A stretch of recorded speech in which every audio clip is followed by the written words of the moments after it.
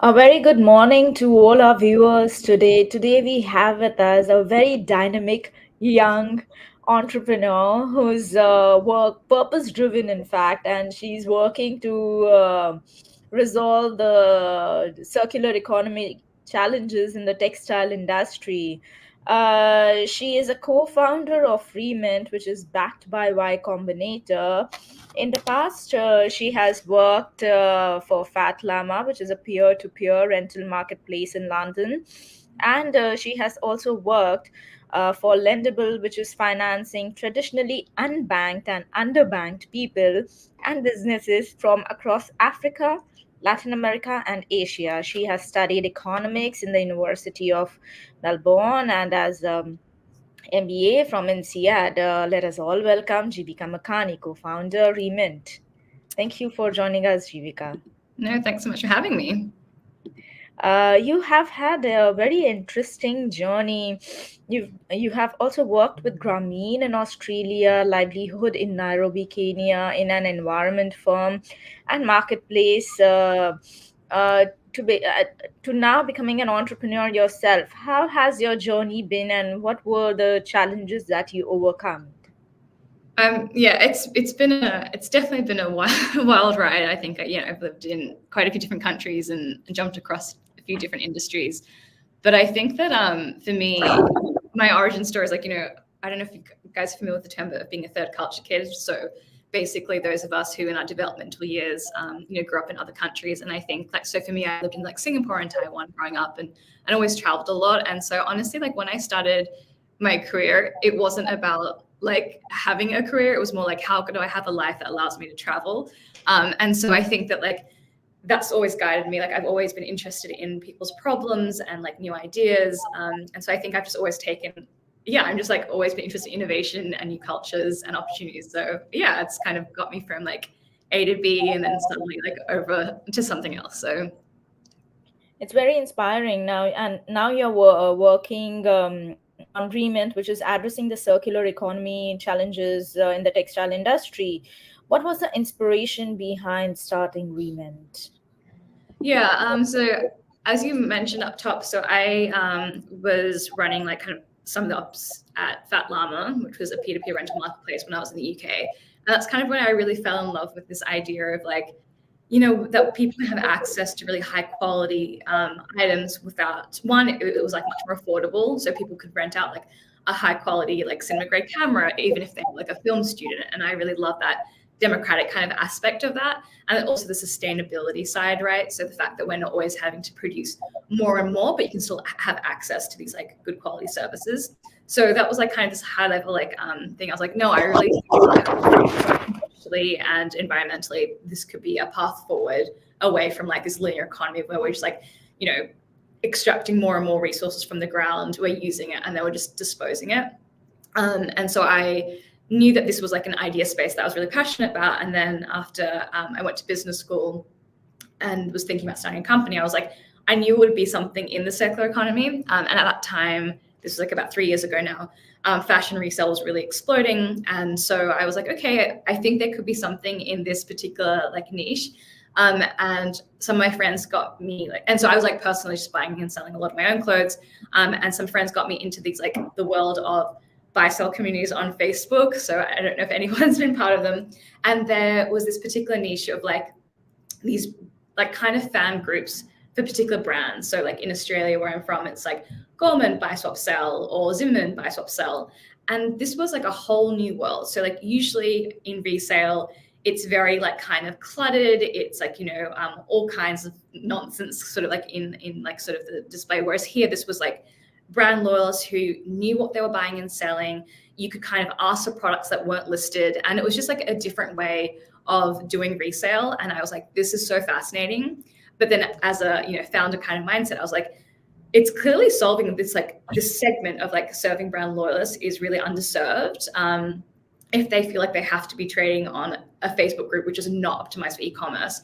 And so Remint actually started as a free search tool. Me and my co-founder were okay, there's so much activity happening in these groups, millions of dollars are being transacted in these groups really unofficially.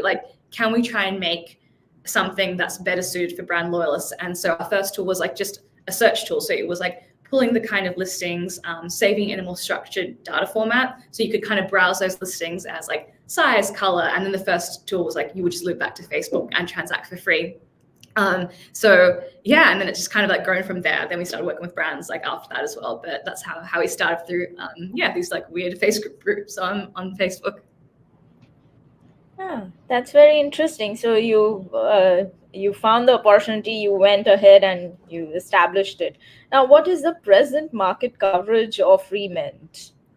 Yeah, so these days we've kind of like taken a lot of those learnings from, what we were seeing consumers doing organically and what were the unmet needs that they weren't getting on like, say, like a Poshmark or like an eBay or even like, the Real.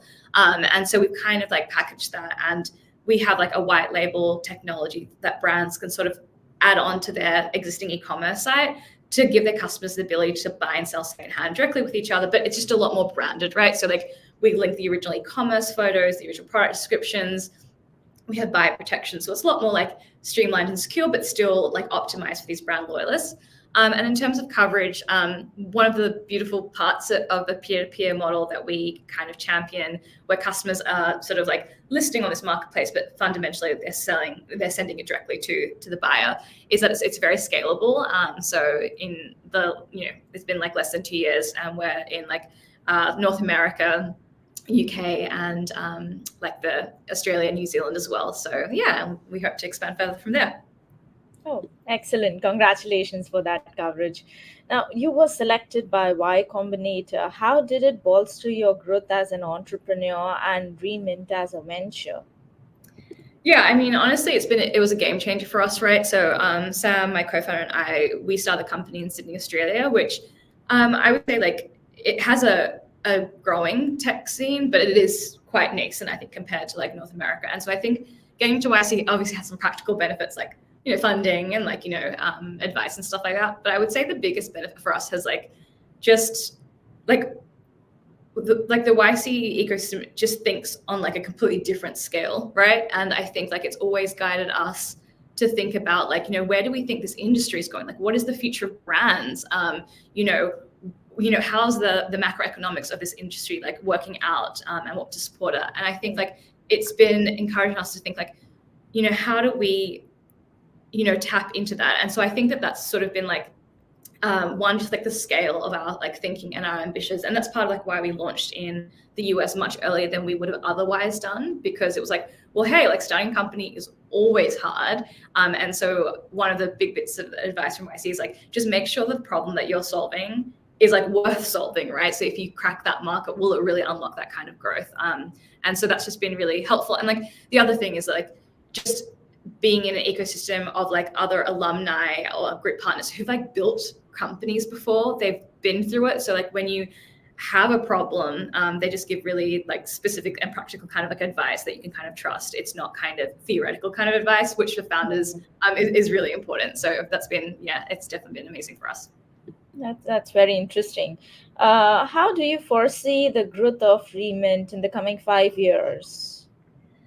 Yeah, I mean, I think that like there's sort of two broad paths in front of us, right? So like I was saying, like the original motivation behind like Remint was like, how can we help, my co-founder and I, we've always been like technology companies, and that's kind of like our skill set. So like, how do we provide enabling technology and services to like sort of like transition from a linear to a circular economy? That's like the broader kind of like mission for us. And we started in fashion circularity. And so the two paths kind of in front of us strategically are like, do we like double down and kind of provide a more like full suite of services for the apparel industry? So, would we go into like take back programs or recycling like ourselves and become experts in that? Or do we kind of stay at that kind of like that level of like, well, we're actually quite experts at, peer-to-peer marketplaces, and then do we want to expand into other kind of verticals? So for example, like it could be real estate, it could be luxury baby strollers. And so for us, we're kind of thinking, more that there are like, it's a real skill set to understand peer-to-peer marketplaces. A lot of people see it and they're like, oh my God, it's so messy. And for us, like, especially because my background at Fat Llama, and, I was leading their verification and dispute resolution teams there. Like, for me, I can understand that other people look at peer-to-peer and they're like, oh my God, what happens if they don't ship it or it has a stay? And it's like, we have a lot of systems and processes and incentives so that actually like our dispute rate is like less than 1%. We hold the money in escrow. So if there's any issues, like we refund the money. And it's actually that's sort of what we're like almost now in our comfort zone. So we're probably going down the path more of like, can we expand remit and sort of like make peer-to-peer marketplaces in these like specific verticals broader than just fashion. That said, I do think there's so much like circularity is so much more than resale. It's so much more than like peer-to-peer. And so on the apparel side, we're taking the approach of like, let's partner with people who are experts in recycling and in like, you know, doing the warehousing, because like, you know, managing a warehouse of inventory is always like this huge challenge, right? Like Amazon is like experts at that when that's new inventory. The specific challenges of managing secondhand inventory in a warehouse is insane. And so I have a lot of respect for people who are going down that warehousing route, but it's just something that we're realizing, hey, like we're a technology company at our core, that's not really our skill set. So we're taking our like, you know, let's a partnership approach when it comes to the other bits of the circularity puzzle when it comes to apparel specifically. That's a very comprehensive answer, and I wish that you really achieve the goals that you're setting up for yourself, because it's a long journey. Yeah. Now, you are a woman entrepreneur, so are there any challenges that you faced? And if yes, how did you overcome them? You know, I don't know if I've been fortunate. I like certainly starting a company has been one of the hardest things I've ever done in my life, right? One of my favorite definitions, a friend of mine who's also founder, she said like a startup is just a series of problems that you are interested in solving, and I really do believe that, but not in my personal experience. I don't think we've been particularly run up to too many issues being a female founder. I haven't really, you know, I've been really fortunate. I've got an amazing co-founder, and we haven't had too much trouble like on the fundraising side, which can be some of the issues that like founders run into. So one of my little bugbears though, so this is not like a huge problem, is that like I do think there's this tendency for female founders to get a lot of unsolicited general advice. And don't get me wrong, like I think that in the founder journey, there is so much advice that we do need, but generally it's better when like I think founders like we're highly incentivized to fix these problems that we're coming up against. And so I feel really comfortable, and I think people have been very receptive when I reach out. And so I'm looking usually for like people who are industry veterans or, you know, experienced founders themselves who can either help me on like specific problems that I have, getting like the unsolicited generalist advice, you know, like, oh, like you should find product market fit. Yeah, I know, trust me. So like that's probably less useful, but that's probably more like an irritation rather than like, you know, like a barrier. And I also understand that like people they give advice because they're trying to be helpful. It's not coming from like a bad place. So I don't begrudge people that, but that's just kind of like a minor, like kind of like annoyance.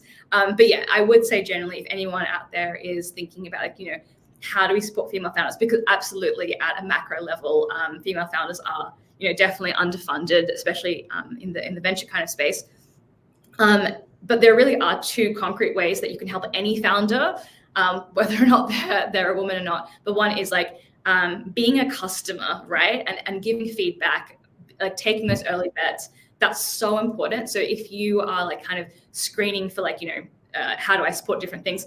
You know, if you can use that product and you want to like, you know, work with a more diverse team, that's actually the best thing you can do. And have that discipline of being like a really rigorous customer. I'm not saying that you should buy anything just because, you know, someone who's a woman or from a less, you know, disadvantaged background has built it. But just like, you know, take those early kind of bets, give that feedback. That's is the most helpful thing that you can do. Like that's the number one thing, like be our customers. And the second thing is on the fundraising, like kind of front. And so my personal opinion on this, and I know there's a lot of debate in this space, is like, it's not so much about like quotas or anything like that, but just make sure that your pipeline is diverse. So like if you are an investor, like just make sure that like you're meeting the female founders, that you're asking like similar kind of questions. And that's all we really ask for, is like, we just want to be given a shot and to prove ourselves on like an equal kind of playing field. I would hate to be funded or anything simply because I was a woman. I don't think that's fair, like either. And we're certainly not asking for that. Yeah, that's a great input. Well, to be very honest, I'm on your side on both the points, and I have bootstrapped it all the way. Yeah. Yeah, yeah. So IICSR is an education institute, and we are dedicated to building responsible business leadership in the ecosystem. What are the topics do you think we could impart to accelerate the knowledge on circular economy, particularly? Yeah, I mean, I think like part of what's a bit challenging about circular economy is that it is so broad because it really is like systems level change. Like it's not about like, oh, well, I've got a recycling program and I'm done.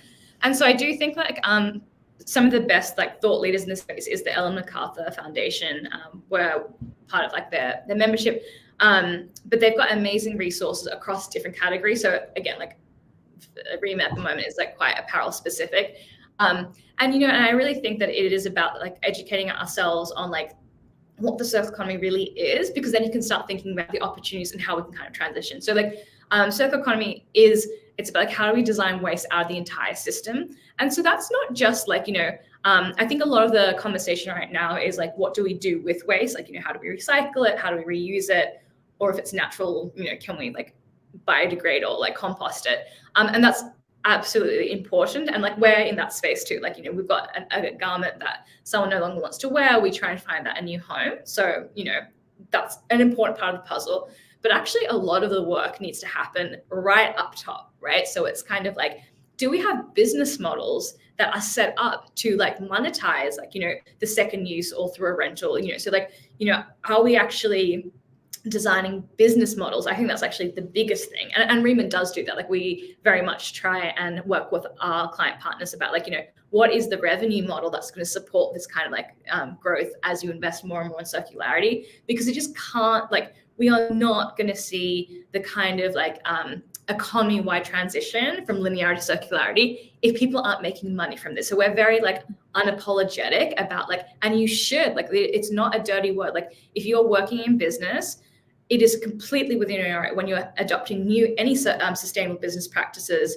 to think like, okay, like, sure, there are some things that we all do just because, there needs to be guardrails, around like pollution stuff, which I completely agree. But on top of that, like, if there is an opportunity for a win-win, right? Like if you can like produce a garment and then like make money on the second sale, like why would you not do that as well? Because if the financial incentives are aligned, we're going to see like much greater like uptick.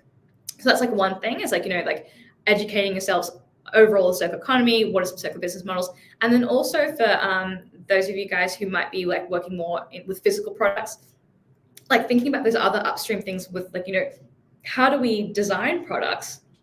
Are they durable? Are they like kind of like timeless?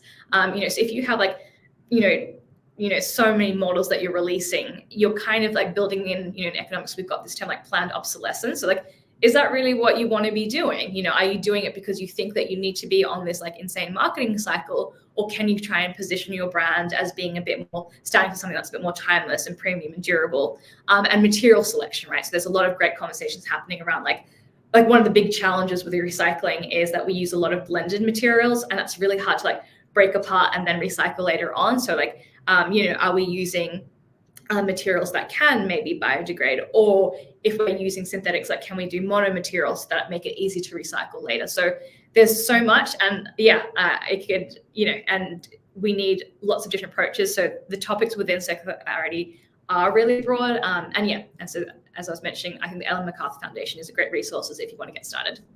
Yeah, very interesting, very interesting. Now, we have Miss Pushpa from Bhagyam Miss Pushpa Bhagyam TR Venugopalan, and well, these are some of her comments. And she has also asked a question to you. And what should the startup ecosystem in government help budding entrepreneurs, or how should it help budding entrepreneurs, and what ways can they, and what are the bottlenecks? Yeah, that's a huge one. I honestly think like if you think about what Remit's trying to do, we're trying to be the carrot for industry to change, right? Our pitch when we work with clients is like, hey, like we can help grow your e-commerce revenue if you're a premium brand, because if you think about it, if someone is buys a $600 coat and they're able, and they miss a returns window, they wore it for a season, and like next year they're like, actually, I'm looking at my coat in the corner right now, that's navy. Oh, maybe I should have got black. That would be more versatile. And they're able to resell that for say even $300. Like you win hearts and minds with that, right? You're like, oh wow, like that. We always say, fashion, it's like, oh, it's an investment piece. It's like, well, like, what do you mean by that? If I could actually help someone like sell that, later, that's really powerful in terms of like brand loyalty and retention. We see like customers twice as likely to want to like come back and shop again. So we're trying to be that carrot. But you also need a stick sometimes. And I think that's what the role of government is like, again, like I was mentioning just before, like there are certain things in society and for our economy that we just think like, no guys, like these are just like the bright blue lines and you need to play in the space. And I think business does really well when they've got clear guidelines of like what they should be operating against. Like sometimes when there's too much choice and these like vague terms, like what is circularity? What does sustainability mean? It's really hard for business leaders to like operationalize their companies to make change. And so specifically in circularity in the apparel space, so some of the legislation that I'm really excited about and watching is around product stewardship. And so then it's going to be like, well, no, if you have to like actually eliminate all your textile waste as a rule, by 2030 or whatever that is, that's going to be a lot more of a catalyst for companies to think about this seriously. Because one of the big pain points for us, so one of the bottlenecks right now, is that like circularity in the apparel industry is still perceived to be a bit of a nice to have. Like, oh yeah, that seems like a cute idea. Like we should have like a little pop-up, swap that maybe like customers come in. And I'm like, I'm all for that, right? Like I think that there's like value, and I live in New York. Like I love doing things like in person as well. That's really beautiful. But like I do think that like generally, and this is not always true, but generally the industry is still thinking about this as a very like artisanal level kind of thing, right? They're like, oh, we're going to upcycle like 100 pieces. I'm like, guys, you sell millions of pieces a year. Like if you're like upcycling 100 from scraps, like that's fine. And I think that like, I believe that, every idea, and it's start thinking is that like, it's about like starting small and iterating. So I don't dispute that. But like what I would want to see better is like, how do we think about circularity solutions that are going to scale and support my entire, like every single item that I produce? Like, are we thinking about circularity? And I don't think we're going to see, honestly, that level of thinking at like, how do I change my entire business until we have like product stewardship legislation. So that's definitely going to be important in helping to create this industry. Yeah, that's interesting. And I've got a follow-up question as well. I hear there's a possibility of policy level interventions. However, I want to understand what kind of support do startup entrepreneur expect from government run incubator or accelerator? Yeah, this was about the government. So what kind of policies do you foresee that the government should introduce? Since you have your venture in different parts of the world, what kind of policies do you think that they could introduce in order to help the startups to accelerate? This was a bit challenging for me. So like I think that like we haven't had the best, and I'm not complaining, right? But like we haven't had the best experiences with government run grants or programs. And I kind of think that's fine. So like I think that like with what we're working on, at least it is something that can be commercialized. It is a technology company we build internally. So we don't need we were able to get up and running and starting to monetize fairly quickly. This might be different for if you're you build like a hard product that has a long a development time, and maybe some government grant money could be really helpful in getting that off the ground before you can take that to a commercial investor. Like that's potentially sort of true.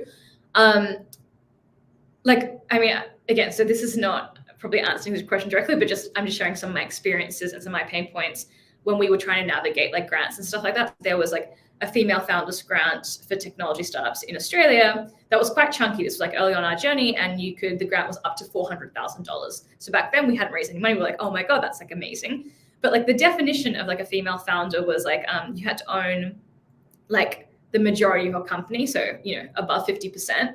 And that's just like not how technology startups are structured. Like anytime you have a co-founder, like, I mean, people have different splits, but like in my situation, we start the company together. We're a 50-50 split, and we like that. We love being equal founders, but like even having an equal founder, a co-founder, disqualifies me as being like a female founder, which I find very odd. If you raise any kind of money and diluted a little bit, you'd be disqualified. And so I would just say that like, if governments do want to get involved and support startups, like you need to understand what a startup is versus a small business. Like small business funding is a very different game to startup. So I think like just having some interest and research and like talk to founders, and we'll give that feedback. And I have tried to give that feedback about like, that particular kind of like grant. So I think that like, that's, true. And like I was saying, like, I guess I'm just not the right person to answer this, because I just think that like I said up top, the best way that you can kind of help a founder out is like by being their customer. So like I would more, rather than having an incubator program, I would want to more see, maybe in like procurement guidelines and stuff like that, like that you're factoring in as government, like, are there end of life pathways for what we're purchasing as government, and trying to lead in that way. Because I do think there's a problem with generalist, like, I haven't really seen government-led incubators work well. That doesn't mean it's not going to happen, but like doing that in partnership with maybe more commercial incubators could be a better way. So yeah, sorry about that one, but I haven't seen it work yet. I'd love to see if it did. Okay, that's. I hope Pushpa, you got to the answer to your question, and thank you for asking as well. Jeevika, any final message to all our viewers who are watching right now or who would watch the recorded session?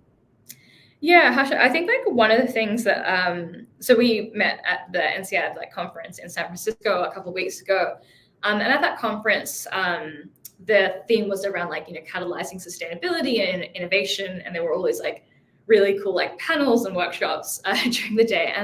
But on the last night at like the after party, there's a couple of guys who worked for more like corporate kind of companies, and so they were just like, so what do we do with this, right? Like, yeah, like there are all these challenge opportunities, like in a practical sense, they were like, what do we do as individuals? Like, are we supposed to quit our jobs and start like a startup, or are we supposed to like get roles in sustainability? And I think with some people, like that's the path. Like, I've chosen that path to be like a founder, and that's fine. So if you're really passionate, but I think that like what I would just like to say is that like if you are in any kind of company or organization or government, to think like in my current role, circular, like I was saying, is about systems level change.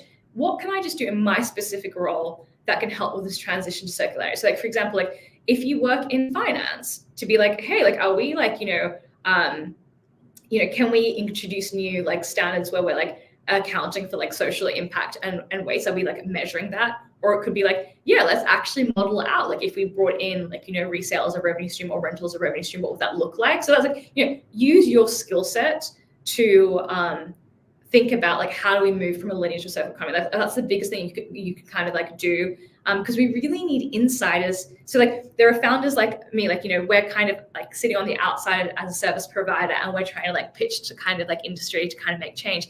And it's kind of like, and as a startup, we want to innovate in partnership. We want to like build something that like, our industry partners want, because, otherwise we don't exist either.